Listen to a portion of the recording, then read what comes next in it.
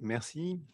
Vos Excellences, Mesdames, Messieurs les professeurs et les directeurs, Mesdames et Messieurs, chers amis, c'est bien évidemment un grand moment pour notre projet de se retrouver ici à l'UNESCO et je remercie très chaleureusement cette institution. Thank UNESCO very warmly, and I would like to thank Mr. Ezra Clark, of course, and Anna Persik and Daniela Pamberg, who've supported us and who've contributed so much to this project. Talking here is really of the essence, especially because as a historian, we know just how the UNESCO has played a key part here in Paris. We know the key role that it has played in the world. Our history has been marked by the great fights of this world since the Second World War. And I would like to mention something, because these are things that we study in our research team. I would like to mention issues related to communication. It is here, in this very venue, that we started the fight for a new global order of dialogue and communication. That was back in the 1960s or 1970s. Jack McBride, who decided to put this issue on the table at a time when, in fact, these issues were not really perceived by the rest of the world as being that significant. People were sort of giving up in a way. There were hierarchies and no one really wanted to engage in these discussions. And the discussions that started here had as consequences that jeopardized not all of these hierarchical structures that still exist, but at least to challenge them to some degree. UNESCO is part of the UN family, of course. And when you have a Frenchman talk about this institution, we describe UNESCO or the UN family as the big thing, as Charles de Gaulle said once. So you may wonder about the use of these large institutions. Is that really the backbone for these international discussions or consultations? Now, if we were to take some distances, we would see that a world without the UN, without UNESCO, would be unimaginable at this point. So the fact that we are sort of challenging the perspectives, that's what we did at the beginning. And now these institutions are unavoidable institutions on the international scene. Despite the failures, despite the difficulties, and of course, we still have this hope to establish new relations in this world. We want a world that is based more on dialogue, more systematically on dialogue. Today, we're going to introduce a few elements that will allow you to understand what it is that we've tried to achieve through this InsSciDE project. This project, as you know, is a scientific project.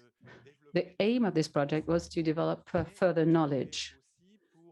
But one of its goals was also to somewhat change things, change them to some degree, at least contribute elements that would allow for a subsequent change. We know as scholars, as scientists, as researchers, that we need to be very modest. I mean, especially in disciplines such as this one. We saw yesterday the biological and the research in biology and chemistry that can have a direct impact on our lives. Now, clearly, the research work of historians is not as visible in our society.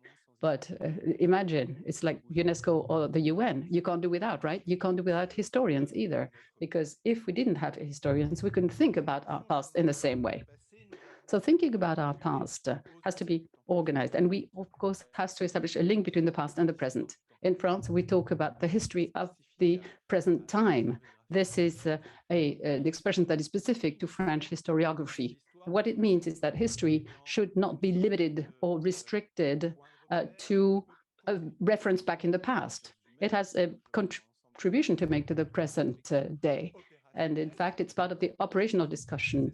And we don't want to use it as a mere instrument. And that's precisely what we did as part of the InsSciDE project. Our objective that will be recalled in a few minutes was to be somewhat useful to the present discussion. So I'll be very brief, but in my short introduction, I would like to remind you of the role played by the institutions who supported us. There were 14 such European institutions supporting our effort, from Sweden to Italy, from Poland to Portugal, showing a great deal of diversity indeed. And in Paris, of course, we could rely on the help and support of UNESCO, as well as the National Center for Scientific Research, as well as Sorbonne University with the UEMA series, all of this shows that European studies, history-based European studies are of the essence. Doesn't mean that we should look at what is happening in other regions of the world, of course.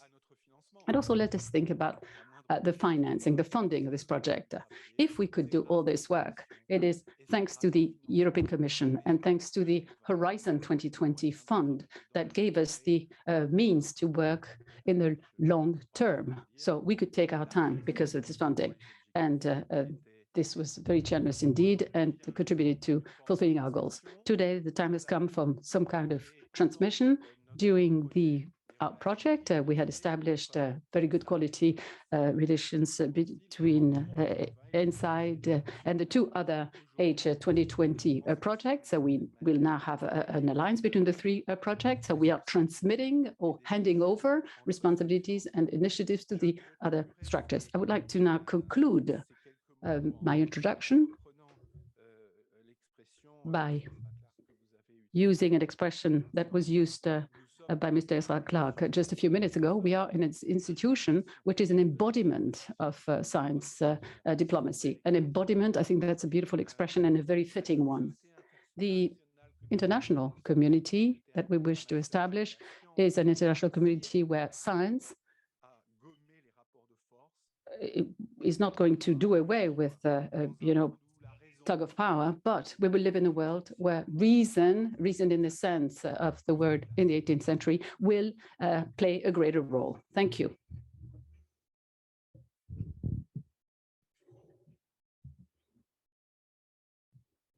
Thank you very much, Professor Griset, for the wonderful and inspiring words there. So thank you. So in my introduction and mentioning of our special guests, I missed one crucial element in describing each of them, and this is the most relevant part to us today. So I would like to invite, please, His Excellency Adam Al-Mulla, as I said, Ambassador and Permanent Delegate of Kuwait to UNESCO. But what I didn't say was that he's a Professor of Chemical Engineering, and he'll give us some information on that. Thank you.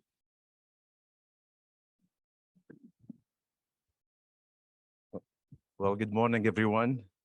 I was told I have an hour and a half to give my speech. No. Never give the podium to professors. They will never stop. Let me start with, it is so nice. I'm so happy to have an audience. I've been here over 4 years. That's, majority or almost everyone is scientist.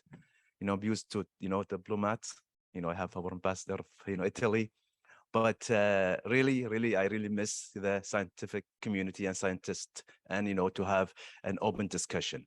I'll be brief. What I'm gonna talk is my experience in the last 4.5 years in UNESCO, with a background as professor in engineering, working in my life, of 25 years at the universities, different levels.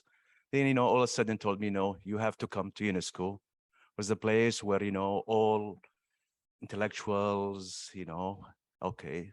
I said, Paris is nice, but I don't speak French. So that's one of the obstacles. What I gained from the experience. Then I, middle of my career, I was chairing, and this is what I want to bring. I was chairing, one of the instruments, which is the artificial ethics of artificial intelligence. This is one of the biggest recommendations that UNESCO produced. And I looked at it and, okay, there is over 350 DRs to be discussed with 100+ countries, how to work it. So with that, after this experience, what I want to give you the message, because I think you are, the leading people who produce all the manpower that, at UNESCO. So what's science? To me is, when we say science, to me, science is a way of thinking, way of approaching things and explaining things in an effective way, okay? What's UNESCO? UNESCO is a place where policymakers, initiatives, programs. I think, putting them together is a very important, what we're lacking here, or a lot of the UN organization, is the utilization of science in our work. Science, like I said, it's way of thinking. We are lacking the science-based approach in our policymaking, okay? Why is that important? Because if it's not based on science, the implementation of those, it will not be effective.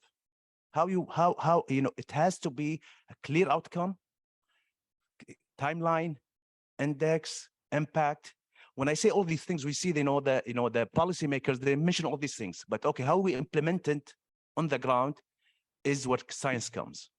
I think, everyone who comes to this international organization, his mindset in any negotiation is, I want to do it based on science with a clear outcome, clear timeline, so the implementation will be easy and it will be more important to be effective. We had just a recommendation about, the open science. And, people who have the pandemic, like our colleagues saying, pandemics and open science, that doesn't mean I give member state the formula for the vaccine. No, it will not, the patent. Even if you give them, it will not help them. What's mean open science is, the process of vaccination, collecting the data, distribution, knowing which people will take the vaccine, what age. This is science. This is what we look in capacities. I have about 10 minutes left. So my message is, we need to change the thinking in the international organization using the utilization of science and results oriented. When we say in your community, oh, that person is an amazing scientist, how you give him the definition of an amazing scientist? Because he has a good founding, a very good results, right? Yeah, that's why, his publication was affected a lot of people, a lot of new researchers utilize that, we see in our daily work as a scientist, I'm been quoting this, journal 1,000 times. This is the mindset should be when people come at international organizations such as UNESCO, is to have a good result, and that come of the scientific thinking. To conclude, how we increase these capacities, I believe to have a sustainable result is to have an ongoing programs, okay? As we know, whenever we have a cut, a lot of the time, the capacity programs, the first thing to be cut. So it's the universities, like we know, we have some of the presidents of the universities. I think the universities within their political science, programs, they should increase this skills. So it's like, 30 years ago, when we have, 4 years ago about ethics, now each students at the university take class of ethics. So when they go to the workplace, they know these things. So we need this thinking in the universities that each students who might be in the diplomatic and international organization have a minimum of the skills that his mindset is on results, impact. Otherwise, we don't want just paragraphs and recommendation. It will be very hard to be implemented. Sorry for taking long. Good luck. Enjoy your day and looking forward for more participation. Thank you.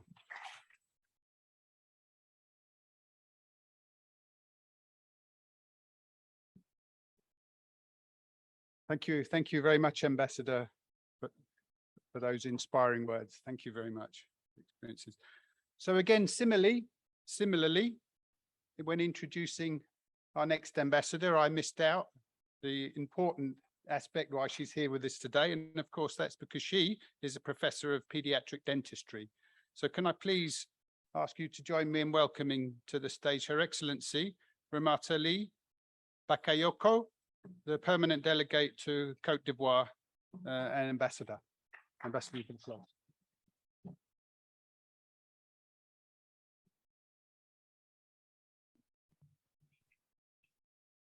Son ambassadeur, délégué permanent du Kuwait. The Kuwaiti ambassador has said everything. What he said was very inspiring. Professor of Sorbonne, Mr. Klein, Ms. Passy, representatives of UNESCO, dear permanent delegate of Kuwait, ambassador, colleagues, and distinguished participants, I am really very happy to be able to take the floor during this closing ceremony of the Scientific Diplomacy Conference that has been organized along the topic of New Horizons for Scientific Diplomacy. I'd like to thank the representatives of the science sector of UNESCO. I am honored to have been invited to this important conference that has created this link between science and international relations. I'd also like to thank the organizers, the CNRS, the Sorbonne University and UNESCO for having organized this important conference as part of the Inventing a Shared Science Diplomacy for Europe project. The high-level intervention by experts and the relevance of the contributions made by participants have allowed us to see through examples the three dimensions of scientific diplomacy. I was at the Sorbonne yesterday morning and I learned a lot during the sessions there.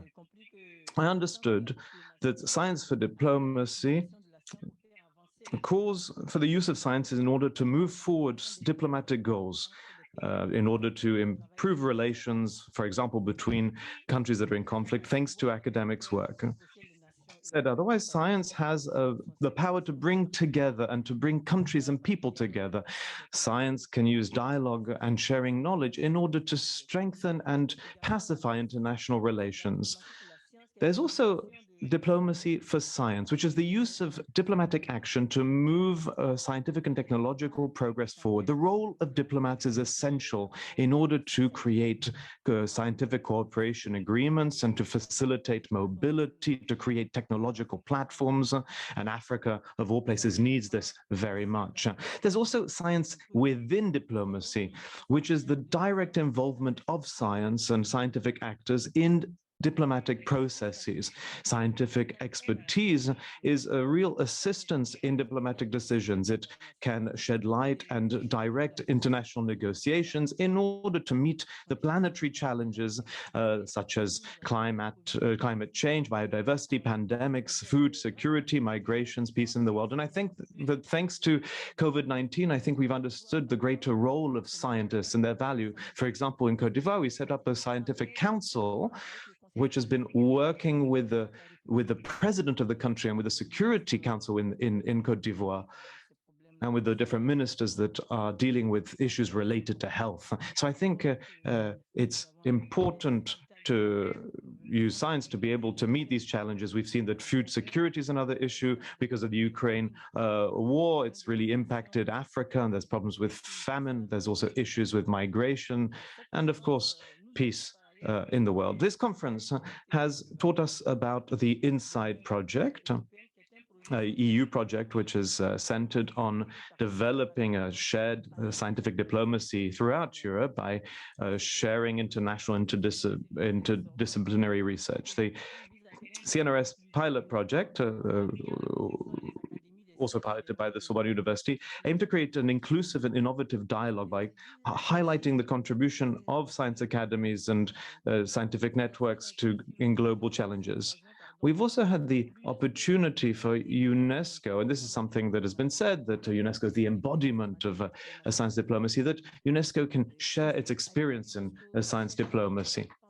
I arrived at UNESCO on the 7th of November, not that long ago, but what I've understood, what I've seen is that the UNESCO strategy in implementing its programs in its 5 fields of competence that are education, science, exact sciences, human and social sciences, culture, information and communication, all based on scientific diplomacy. I'll give you a few examples to illustrate this. In order to prepare the summit on transforming education, which will take place in New York in September 2022, the Mahatma Gandhi Institute for Education for Sustainable Development and Peace undertook an international assessment of education based on science and evidence. And 300 scientists from 45 different countries and different fields took part in this study in order to give guidelines to governments to rethink their education systems. I think this is really important, and I'd like to also call on you to work with African researchers more as well, because our problems are also quite specific in certain fields. There's also the recommendation, as His Excellency said, the recommendation on open science, which was the fruit of a consultative process that was inclusive, and that mobilized the international scientific community. The draft recommendation was first of all agreed by consensus by an intergovernmental expert commission before being sent to the member states of UNESCO for adoption. The same thing happened with the recommendation on artificial intelligence. There's also the Man in the Biosphere program, an international program on basic sciences, the International Oceanographic Intergovernmental Oceanographic Commission, and I participated in one of the sessions there. And all of these projects mobilize the international scientific community.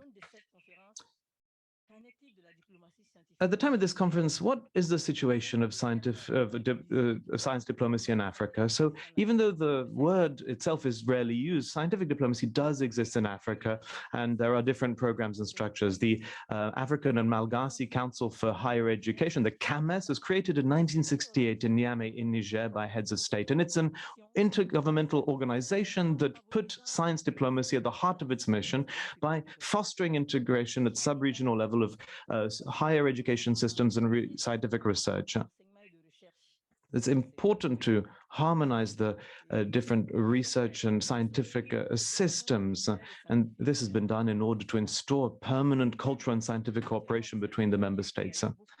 Right now, you know that there's been different political crises in Africa, in Burkina Faso, and Guinea, and Mali, but despite these crises, we have managed to get together in these countries as scientists, and scientists have managed to work together even in periods of conflict, and this is something that is very important indeed.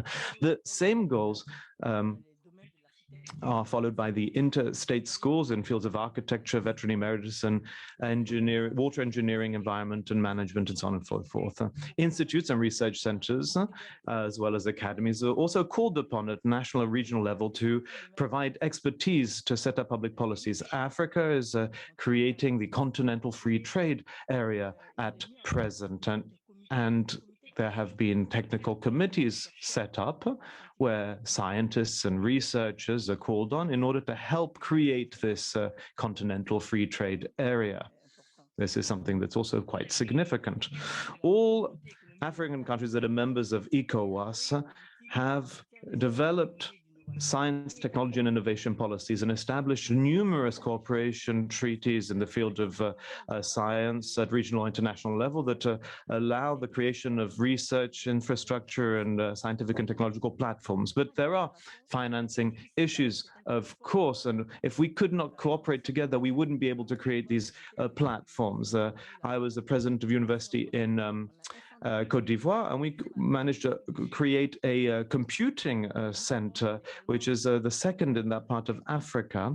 There's also the ECOWAS Biobank at the Pasteur Institute, and we managed to create these centers thanks to cooperation. Bilateral and multilateral agreements, often the fruit of diplomacy, such as conventions between African academies and other academies, French and European academies who are signatures. I'm a member of the Dentistry Surgery Academy, among others. The Science and Culture Academy of Côte d'Ivoire have signed an agreement with foreign institutes, and that was thanks to the Côte d'Ivoire ambassador. So it's thanks to diplomacy that different academies have been able to come together. I'd also like to say that it's the same thing when it comes to many other scientific cooperation agreements. Another example I'd like to share with you, I'm almost done. The permanent delegate ambassadors to UNESCO and facilitate, thanks to their work, they facilitate the ratification of conventions by the presidents and heads of states. And that's what happened with the recognition of qualifications concerning higher education, that convention. My capital told me that, UNESCO told me that Côte d'Ivoire has to be one of these countries that signs this convention. And so I contacted my capital and I made sure that Côte d'Ivoire would sign this convention on recognizing qualifications. And Côte d'Ivoire, and I'm proud to say this, was one of the 21st countries to have signed this convention. The permanent delegates and ambassadors of the Africa Group to UNESCO, as representatives of the state, have been working very closely on issues related to science diplomacy. They have been working in order to spread scientific knowledge, innovation, and to promote science, especially through the Africa Week at UNESCO. We've brought together innovators and searchers in order to solve problems such as being able to grow fruit and vegetables with very little water, which is a big issue in Africa. So I'm talking about Africa Week because that's what I know best. Of course, there's many other thematic weeks as well, and all the other groups do similar things. In Africa, despite this ecosystem, science diplomacy has to be strengthened. We have to go further. The Africa Group at UNESCO can be an important diplomatic network to help promote science, technology, and innovation. These are the factors and driving forces of sustainable development and peace in the world. And I think that African countries have to develop within their foreign affairs ministry scientific diplomacy. We have developed a lot of trade and economic diplomacy in our countries.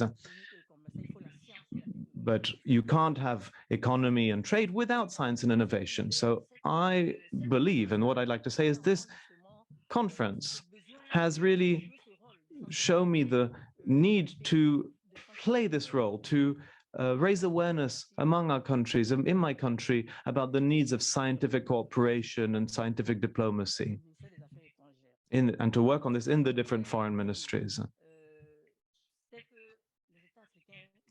African states need to develop this science diplomacy by establishing regional and international scientific networks and by mobilizing the scientific diaspora. There are many researchers who have moved to France, for example. We're not asking them to come home, but we can work with them to create important programs. I think that this conference has really enriched our debates in order to produce real science diplomacy on the African continent, which will help us meet the challenges of the future in Africa. Thank you very much.